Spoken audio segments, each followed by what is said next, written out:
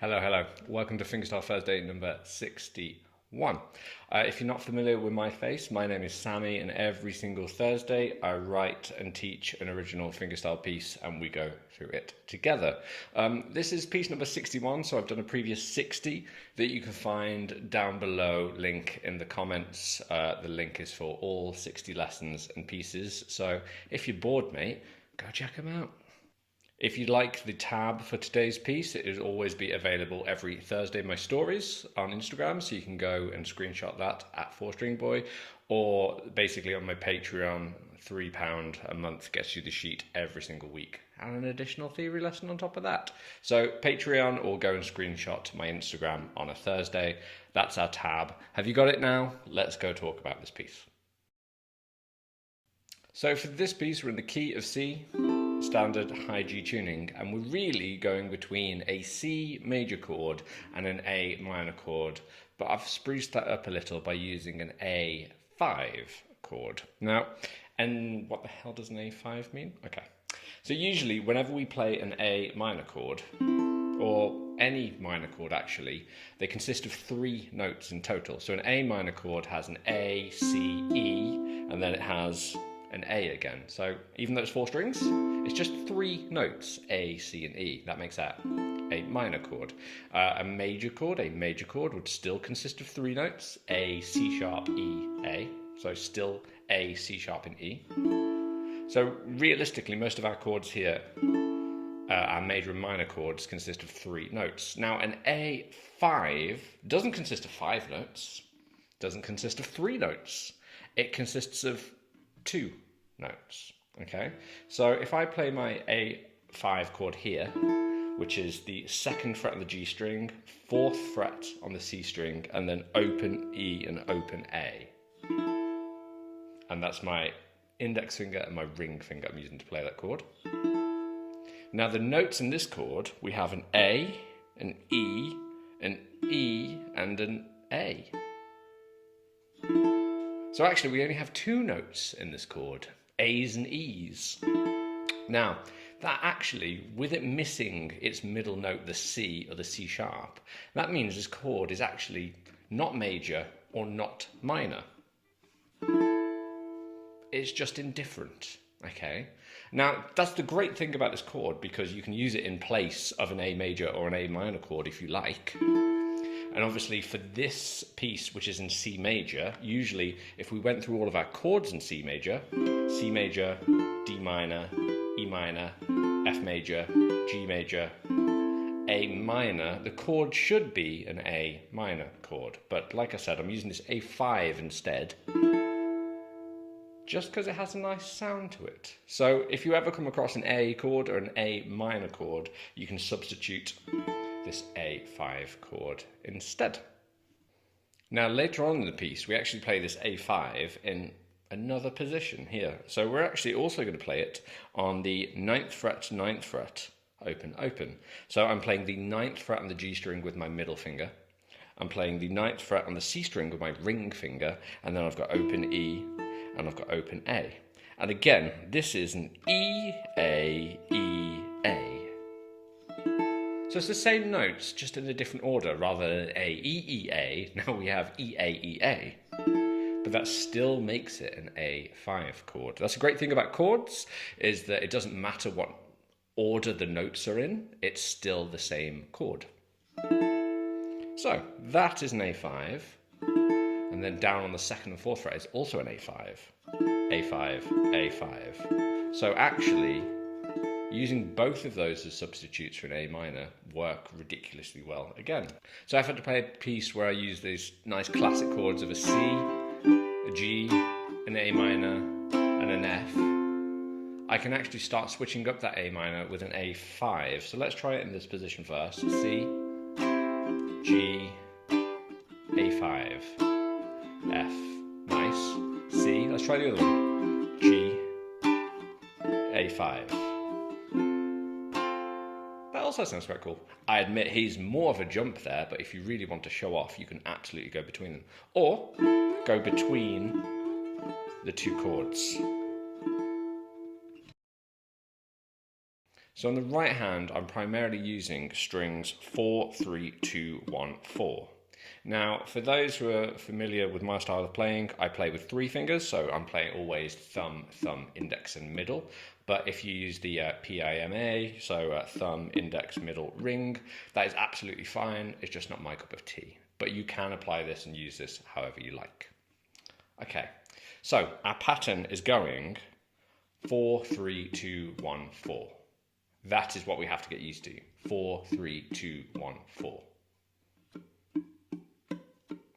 So if we put that with our first A5 chord, that would be strings 4, 3, 2, 1, 4.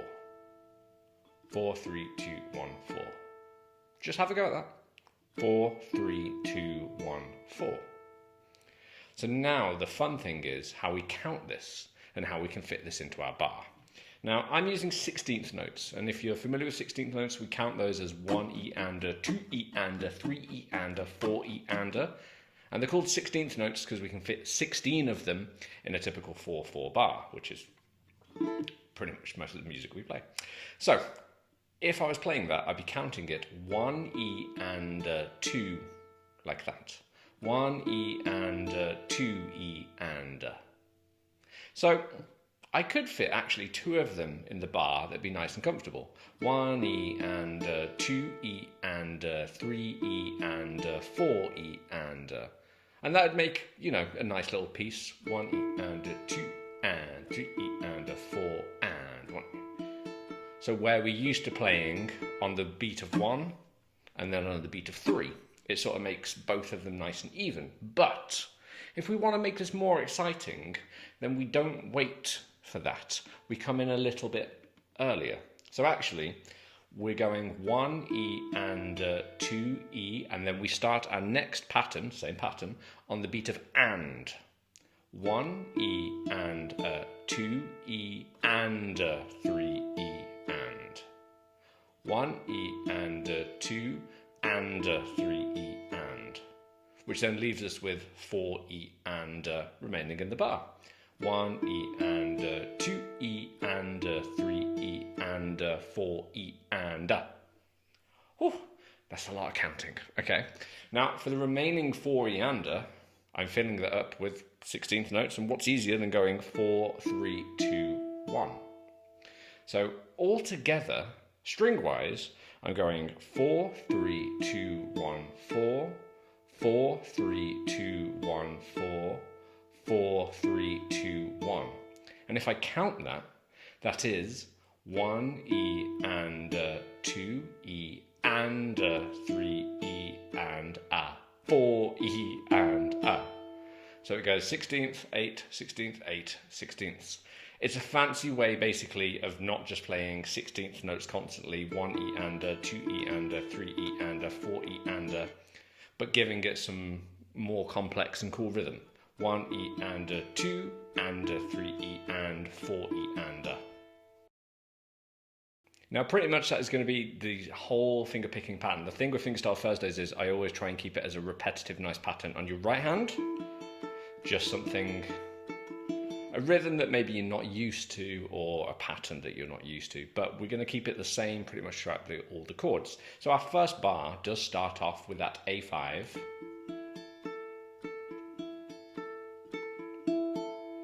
And that is our pattern. Now, when we dive into our piece, the second bar, we come up against this chord, which is I call it a C major 13. Now, basically, all I'm doing is playing the G string on the 4th fret. So you can think of it as an A minor chord, but 2 frets up. And I'm playing that with my middle finger. And like I said, I'm calling that a C major 13. Christopher Davis Shannon does a fantastic series on how chords don't exist, and it's an idea of naming chords to whatever it is in the context of the piece. Fantastic videos, please go check him out, he's a clever boy. So anyway, that is our chord, we don't have to worry too much about the name. Now for this to start with, we're going to pick 1 E and 2 and 3 E and then leave the rest of the bar. So that goes 4, 3, 2, 1, 4, 4, 3, 2, 1, 4, and then we leave the rest of the bar. Again, if I'm counting that, I would go 1E and 2 and 3E and 4 and. Or you can count that and 4E and if you prefer. Some people prefer counting all the notes, some people prefer not counting all the notes. Just do whatever feels best for you, basically, okay? So, if we put those first two bars together, we start off with that A5, we go 1E and 2 and 3E and 4E and 1E and 2 and 3E and 4 and. So you saw actually how between the first two bars we had no breathing room, and that's why for me I'm using my middle finger, because actually you can sort of be prepared to move between those two chords. You could, of course, move your index finger up, or you could also move your ring finger over like that, okay? The great thing about musicians and chords is that a lot of the time you get to play them however you like, okay? Nobody wants to be a carbon copy clone of anybody, so please always do what's most comfortable for you, but listen to the advice of different teachers and players and decide what works for you. That's the best. So for our first 4 bars, we're actually going to do those 2 bars twice in a row. So we're going to go between A5, C major 13, A5, C major 13. 1E and 2 and 3E and 4E and 1E and 2 and 3E and 4 and 1E and 2 and 3E and 4E and 1E and 2 and 3E and 4 and. Okay, so for our next bars, we're actually now going to move up to this second A5 chord, which was 9 on G, 9 on C, open E, open A. And like I said, I'm using my middle finger for the G string, my ring finger for the C string. And that's an A5 again, E, A, E, A. So, shockingly, we're going to use the exact same picking pattern. So we're going to go 4, 3, 2, 1, 4, 4, 3, 2, 1, 4, 4, 3, 2, 1. 1 E and 2 and 3 E and 4 E and. So that's exactly the same. Now our next chord, again, I'm calling this a C6, but what I want you to do is a massive job and remove that ring finger. So your middle finger still stays on that 9th fret. And like I said, for me, that is a C6 chord. It's a C, E, and A. There's just no G in it. Okay, so we're going to play the exact same finger picking pattern again. 4, 3, 2, 1, 4, 4, 3, 2, 1, 4, 4, 3, 2, 1. So between these two chords, we're not doing that nice little pause that we were doing earlier. We're just basically playing that pattern straight through. So the A5 to the C6, 4, 3, 2, 1, 4, 4, 3, 2, 1, 4, 4, 3, 2, 1, 4, 3, 2, 1, 4, 4, 3, 2, 1, 4, 4, 3, 2, 1. So then we go back to our A5, so that means you just pop your ring finger back onto that C string. Same pattern. Then we're going to go to our C6, but this time we're going to leave the pause. So we're going to go 4, 3, 2, 1, 4, 4, 3, 2, 1, 4, leave, gap. Or if we're counting that, 1 E and 2 and 3 E and 4 and. So in the second half of the piece, we're going back down to this change here, the A5 to the C major 13. So this time we're going to play exactly what we did the first time round, but we're just not going to leave any gaps in the rhythm. So we're going to play 1 E and 2 and 3 E and 4 E and that was on my A5. And then we're going to move to my C major 13, 1 E and 2 and 3 E and 4 E and then straight back into your A5, 1 E and 2 and 3 E and 4 E and straight back into your C6. So there's no gaps between those if I play that for you, starting with the A5.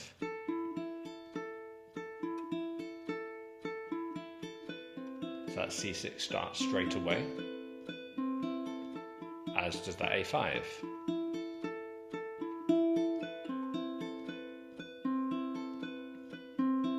And then there's no gap. We're then going to go up to our very nice 9-9 A5 up here. So this time we're going to play the same finger pattern again. So I'm on my A5 9900 up here. 1 E and a 2 and a 3 E and 4 E and a. But then what I'm going to do is I'm going to move this shape 2 frets lower. So that means 7 7 0 0. So I'm not changing the chord shape, I'm just moving where I am. I'm still playing the same fingerstyle pattern. That chord for me, that is based off a G chord. So you could have a G chord here in a nice E shape, and that is based around that. So I've gone from an A5 to a G sus2, I'm calling that chord. Then we're going to move that same shape down 2 more frets, which is an F major 7 chord. The best way you should play an F major 7 chord, by the way. Not the crazy way up there. So it's still the same shape, so this time it's 5 5 0 0. So at the moment, all I'm doing, it just looks like I'm going down a couple of frets at a time, but I'm moving through the chords in the key of C. I started up here on the A5, which is almost an A minor, then I moved to my G sus2, a variant of a G major, then I moved to my F major 7, a variant of F. So if we remember what chords we had, it's an E minor chord next, which would actually be a fret lower, which is an E sus4 there. So still same pattern. So we've gone from the A5 down 2 frets to a G sus2, down 2 frets to an F major 7, down to 1 fret to an E sus4, and then we're going to drop 2 more frets down to a D sus2, and again that would be instead of our D minor. So for this guy, we're going to play our fingerstyle pattern, and then have a whole bar of just a strum. Now how do we count that? We'd go 1 E and a 2 and a 3 E and 4 E and a 1, 2, 3, 4. Or if you struggle counting the difference, it'd be 1 E and a 2 E and a 3 E and a 4 E and a. So just a nice, slow, big down strum on that chord there. Then, for the final 2 bars, we're going to return to our A5 here, 2 and 4. And then to finish the piece, we're going to play our C major 13, but I just want you to arpeggiate the 1 E and a 2. Nice and slowly, just to prove to everyone that you're coming to an end. So if we go from that A5 to that C major 13, 1 E and a 2, and a 3 E and 4 E and a 1 E and a 2. And we leave all those lovely notes sustained there. And then we're done. And then we go. That's our very first piece of volume number 4, Fingerstyle Thursday, number 61, finished and completed. Okay. So like I said, if you want the tab, they're always available on my stories every single Thursday on Instagram. Please go screenshot that. If not, go check out my Patreon. £3 a month. You can get the PDF sheets, MP3s every single week. You can try that. Also, I love seeing people play through the Fingerstyle Thursdays. So if you are on Instagram and you do a nice little playthrough of one, please tag me. I'll share you in my stories. I love seeing people play through the pieces, and it's the best. Fantastic. Cool. I will see you next Thursday for Fingerstyle Thursday number 62. Get practicing. See you next week.